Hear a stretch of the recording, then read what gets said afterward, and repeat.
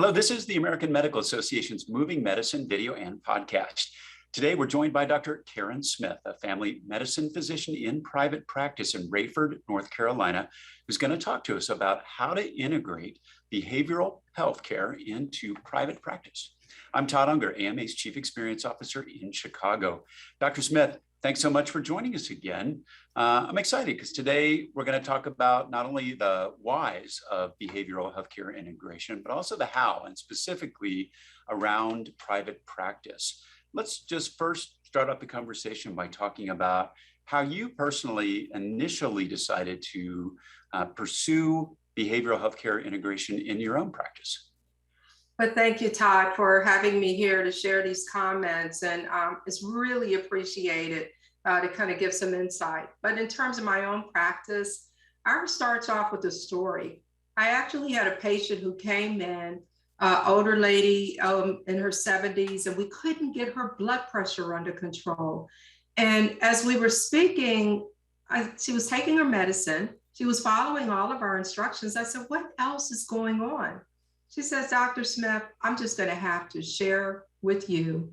I can't go home because I don't know what's going to happen when I arrive. The last time I went home, my kitchen table was in the driveway. My son, who's been using heroin for over 10 years, has sold the kitchen table to close a drug deal. I am amazingly stressed out." And I was like, there is no pill that is going to take care of the anxiety that this lady was dealing with. And so here we were, we're dealing with generalized anxiety disorder. We're dealing with a family who's now part of a substance use disorder problem, and individuals who really don't have a lot of money and time to get the services that they were looking for. We had to do this in our own patient-centered medical home. And that's really, those stories like that really said, we have to integrate behavioral health in the medical home. That is an amazing story and a real perspective check, and just a really great answer on the why front.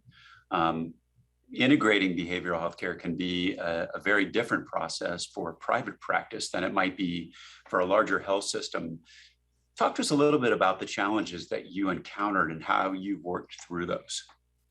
It's the same three issues in terms of the private practice. Payment. Are we going to be able to get paid for our services? Recognizing that we have a lot of skill and education in this area. Administrative burden, the documentation. How do we get that done to make sure that our payment is commensurate with the work that we're doing? And then the last part of it was a little bit different in terms of just a respect for the profession. And as a family doctor, we have training in behavioral health services that we provide to our patients. Well, in a larger system, we're often carved out, meaning we just want you to do chronic disease management. If the patient just happens to start crying because they have depression, you need to send that to another specialty.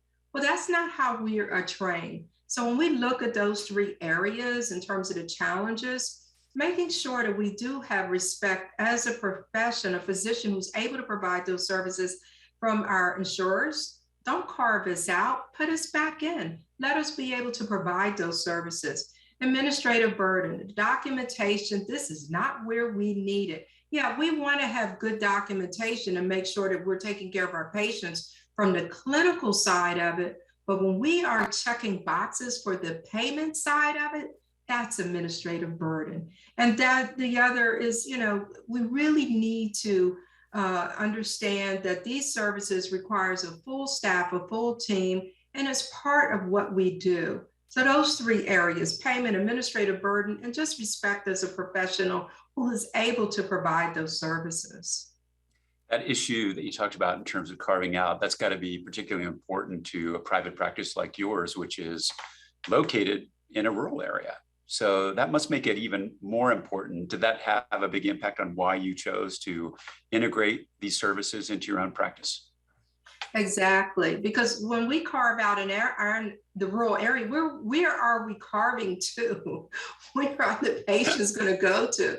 We can provide the services. We don't have the luxury of multiple psychiatrists or child and pediatric psychiatrists in our area. yet our patients are dealing with the same issues. And so for us, it does make a difference to provide it in our own medical home that they're comfortable with. And I want to say, I know I'm a rural physician, but when I speak with my colleagues in other underserved areas, even in the inner city and urban areas, they're dealing with the same thing. So it's not necessarily a rural problem, it's more of a physician access problem. Very interesting. Private practices right now, obviously a lot of attention on the financial end as well. You know, when you think about sustaining a private practice, it's really patient needs and also the business case for the decisions that you make. Talk to us a little bit about the business case for integrating behavioral healthcare in your practice. And you mentioned that big word, the P word, payment. How's that factor in? It really matters. And when we are part of a value-based payment model, and if we expect to see improved outcome for hypertension, diabetes, other chronic diseases, as well as making sure that our patients are healthy and that they are following along with the medication adherence, that we're decreasing the emergency room utilization, that we're decreasing the increased hospitalization, all of that falls into that shared savings. And that adds into the business model of why we need to pay attention. Yet beyond that, we want to do the right thing for our patients. We want to make sure that we are providing those quality services that folks need in order to have happy and healthy lives. And so the business model is there, definitely with value-based payment model is there, even if you're not in a value-based payment model and you want to make sure that your patients are getting the best care in order to decrease their total cost of care. So it's present, and it's an area that physicians in private practice maybe haven't paid close attention to. I'll go ahead and throw in social determinants of health. We know drives 70% of health outcomes. And oftentimes mental health disorders and social determinants of health are very well entwined with one another. So it also allows us to achieve elements of health equity. Now we hear issues around staffing shortages every day in lots of different settings. Many people probably, wouldn't think necessarily about staffing shortages in the healthcare space, but we're hearing that from everyone, private practice health systems across the spectrum.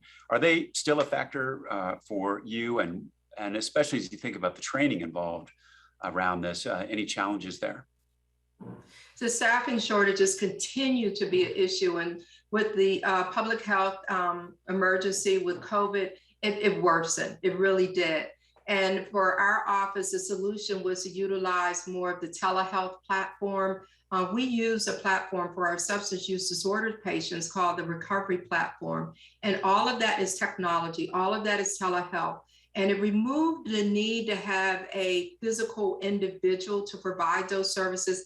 It also increased access for our patients. And so, yes, the face-to-face shortages is an issue to have behavioral health individuals to provide counseling who want to be in our area. And then the payment issues that they run into, that's an issue. So we had to figure out, how do we become more efficient, yet still provide those services? And I'll be honest, telehealth was the technology that allowed us to advance in this area. Kind of along those lines, when you think about the before and after of any kind of system level change, I'm curious when you would kind of think about those two things, before behavioral health integration and after, how's this impacted you, your patients, and your staff? The workflow with the new changes that we put in place really does, it makes a difference. And I will say, it's not one of just, okay, I'm going to integrate behavioral health into my system. Well, you do have to change your workflow. It is a little bit different. And because we were so involved with telehealth, we had to change how we were doing things. For example, our patients with urine drug screening who were treating for opiate use disorder. Well, yeah, we could do the whole meeting, our whole office visit on telehealth, but how do I do the urine drug testing? And that meant we had to figure out a schedule to have patients come in. And so it does require us to make some modifications and making sure that the staff understood how to use that technology. So the workflow does change, but it changed to create efficiency. How would you advise other physicians out there who are thinking about integrating behavioral healthcare into their practices and just don't know where to start or going to possibly run into some of the other big roadblocks that you did? Well, the first thing that I would say is study your population. Really know what is your data. The anecdotal stories are wonderful. We all have them. We have stories as doctors, but where is the data to support your stories so that you know how much of an impact is undiagnosed or untreated conditions are playing a role in terms of your ability to provide good care for your patients. But that's your baseline. Once you decide and look at those common presentations, is it depression? Is it anxiety? Is it substance use disorder? So create your baseline. And then at that point, look at the different strategies that are available with all of our associations in terms of how do you now provide the best care for those individuals? And then look at your workflow, pull your team together and start your plan, do, study, act, in terms of how am I going to now address the needs of these individuals that have been identified in my patient population. And then we look at our performance. Are we making a difference? And I'll also throw in there, look at your surrogate markers. So for us, one of the ones that we're looking for is taking high blood pressure uncontrolled from just controlled blood pressure and getting rid of the severity of hypertension. And so those are our markers that we're paying attention to for clinical outcome. I'm curious, you've got your behavioral healthcare integration up and running. And when you think about practices kind of getting in that foundation there, what are kind of the next steps in the evolution to meet needs as they change or grow? You know, I think our next steps is because we have been able to review the population data, what other resources are beyond the doors of the office that we can address?